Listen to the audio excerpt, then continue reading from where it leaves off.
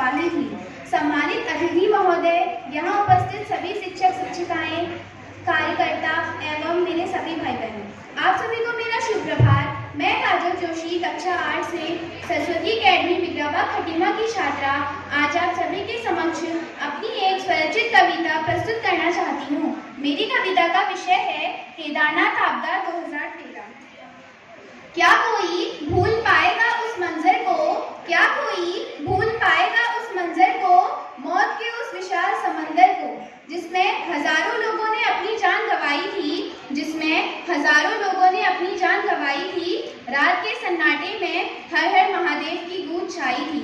बाबा के भक्तों ने मौत की गुहार लगाई थी, बाबा के भक्तों ने मौत की गुहार लगाई थी। जब मंदाकिनी और सरस्वती अपने रौद्र रूप में आई थी, तब उड़न खटोलों में आकर सेना के वीर जवानों ने भूखे प्यासे लोगों की जान बचाई थी। तब उड़न खटोलों में आके सेना के वीर जवानों ने भूखे प्यासे लोगों की जान बचाई थी। ऋषिकेश में मानो गंगा जी लक्ष्मण झूले को छूने के लिए आतुर हो आई थी। तब भीमशिला नामक एक चट्टान ने आकर केदारनाथ को गिरने से बचाया था। तब भीमशिला नामक एक चट्टान ने आकर केदारनाथ को गिरने से बचाया था। तब हर मन में हर दिल में भोलेनाथ की छवि उभर आई थी। तब हर मन में हर दिल में भोलेनाथ की छवि उभर आई थी। तब जाके भोलेनाथ ने अपने भक्तों की पीड़ा मिटाई थी। तब जाके भोलेनाथ ने अपने भक्तों की पीड़ा मिटाई थी। बुझे हुए दीपों के जलने की कुछ नई उम्मीदें आई थी। बुझे हुए दीपों के जलने की कुछ नई उम्मीदें आई थी। तब यही भूमि देवभूमि कहलाई थी। तब यही भूमि देवभूमि कहलाई थी। तब फिर से सभी लोगों ने जय जय भोलेनाथ भोलेनाथ की जय जयकार लगाई थी। तब फिर से सभी लोगों ने भोलेनाथ की जय जयकार लगाई थी। धन्यवाद। आप सभी को मेरा प्रणाम। मेरा नाम अंशिका उपाध्याय है। मैं कक्षा 8 सरस्वती अकेडमी बिग्रावा खटीमा की ओर से यहाँ आप सभी के सामने कविता प्रस्तुत करने आई हूँ। तो मेरी कविता का शीर्षक उसमें है जिसने पूरे ब्रह्मांड को बनाया, जिसने पूरे ब्रह्मांड को बनाया, पर उसी ब्रह्मांड ने उसे ठुकराया। वैसे तो भारत में नारियों को पूजा जाता है। वैसे तो भारत में नारियों को पूजा जाता है, पर अगर वही नारी लड़की के रूप में घर में जन्म ले ले, तो उसे क्यों धुतकारा जाता है, यही बताने में यहाँ प्रस्तुत हुई हूँ। तो मेरी कविता है, जरा ध्यान से सुनिएगा। मैं बैठे बैठे सोचती रहती हूँ कि क्या होगा मेरा भविष्य, क्या हुआ तो मैं लड़की हूँ, क्या मुझे पढ़ने नहीं दिया जाएगा, आगे बढ़ने नहीं दिया जाएगा, क्या मुझे जन्म लेने से पहले ही मार दिया जाएगा, क्या इस समाज में मेरे लिए कोई जगह नहीं, क्या दिलों में मेरे लिए कोई दया नहीं, क्या जन्म लिया तुमने भी मेरी कोख से, और मेरी ही कोख को उजाड़ना चाहते हो, हम लड़कियां किसी से कम नहीं, ये बताने आई हूँ मैं यहाँ। याद रखो मैं सीता हूँ तो मैं ही काली हूँ, मैं लड़की की मुस्कान में हूँ, मैं औरत के सम्मान में हूँ, मैं घरों की दीवारों में हूँ, मैं वेदों और पुराणों में हूँ, मैं सीता हूँ, मैं द्रौपदी हूँ, मैं श्रीमद् भगवद गीता हूँ, मैं श्लोक हूँ, मैं पुराण हूँ, मैं वेद हूँ, मैं कुरान हूँ, मैं बाइबल हूँ, मैं खुद में समाती पूरा ब्रह्मांड हूँ। इन पुरुषों की दुनिया ने मुझे कैसी नीति दिखलाई है, कहीं जुए में हारे तो कहीं दीवारों में चिनवाया है। एक छोटी सी लड़की हूँ मैं कुछ सवाल लेकर आई हूँ, आंखों में आंसू दिल में बवाल लेकर आई हूँ, तो मेरा सवाल है जरा ध्यान से सुनिएगा, कि चूल्हे की आग में तपकर पूरा परिवार चलाती हूँ, तो बताइए फिर भी इतनी क्यों सस्ती हूँ कि बाजारों में बिक जाती हूँ। क्या नारी के अंदर जान नहीं होती, क्या उसकी कोई पहचान नहीं होती, अजी सुनिए मैं कलयुग की द्रौपदी हूँ, लाड बचाने श्री कृष्ण नहीं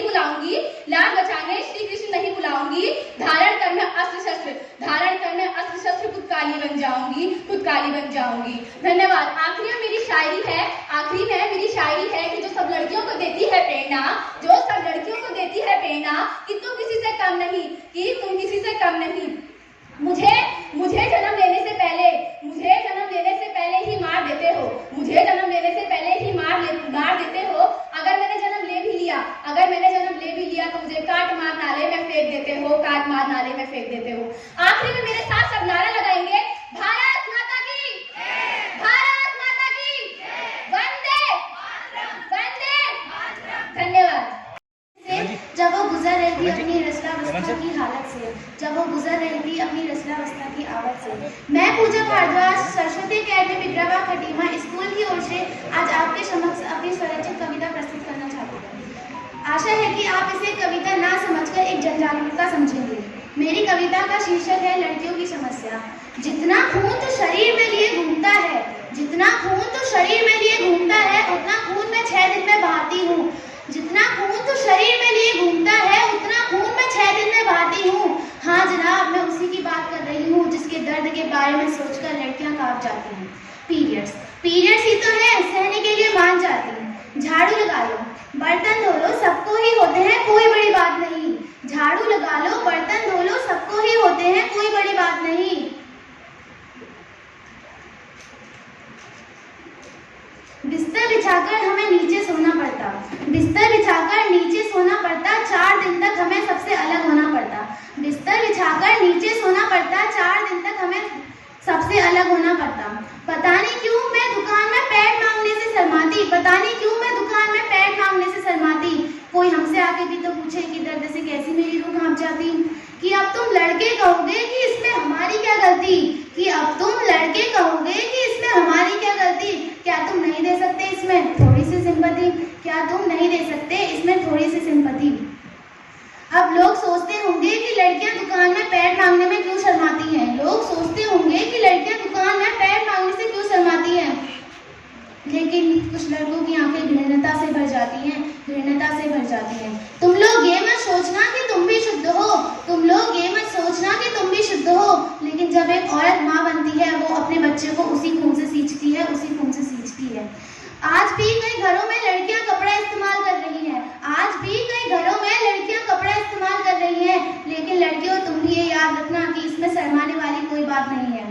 लड़कियों ने भी क्या खूब कहा है पीरियड से, लड़कियों ने भी क्या खूब कहा है पीरियड से कि अगर तुम ना होते तो कोई दर्द ना होता, कि अगर तुम ना होते तो कोई दर्द ना होता, अगर तुम ना होते तो कोई मर्द ना होता, तुम ना होते तो कोई मर्द ना होता।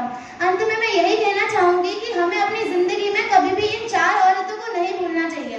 पहला, जिसने हमें जन्म दिया, माँ, जिसके साथ हमने जन्म लिया, बहन, जिसने हमारे लिए जन्म लिया, बीवी, और जिसको हमने जन्म दिया, बेटी। धन्यवाद।